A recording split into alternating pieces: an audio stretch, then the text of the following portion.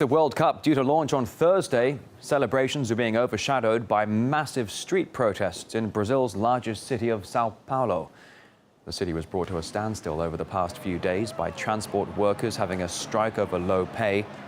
As crowds took to the streets, police fought them back with tear gas and stun grenades.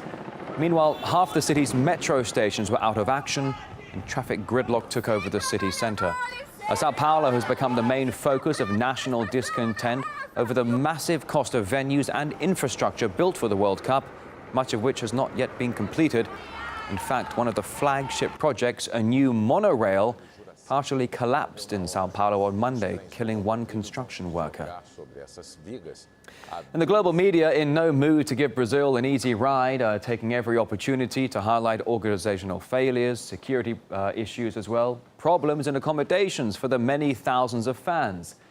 And British journalist Phillips reports for RT from Rio de Janeiro. So I'm here in Rio at the city's iconic Copacabana beach, outside the site of what's to be the main fan zone here, as it undergoes construction with just 2 days until the World Cup begins in Brazil.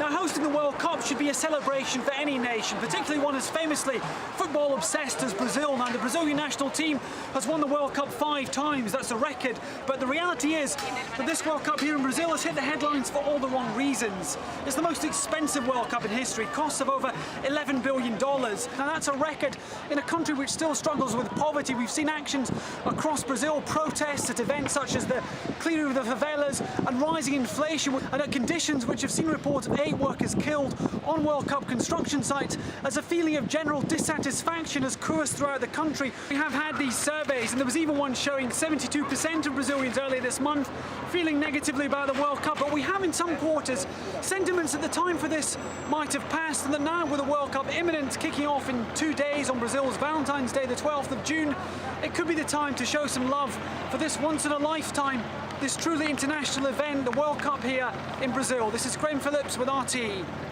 So plenty of setbacks for Brazil, but nevertheless, there's also no shortage of enthusiasm for the big World Cup tournament. A correspondent, Joyce Alves, says she believes that once the whole tournament gets going, people will brush the negativity to the side. In the past 2 weeks, the mood have changed. I'm based in São Paulo, and last week I was also in Rio de Janeiro.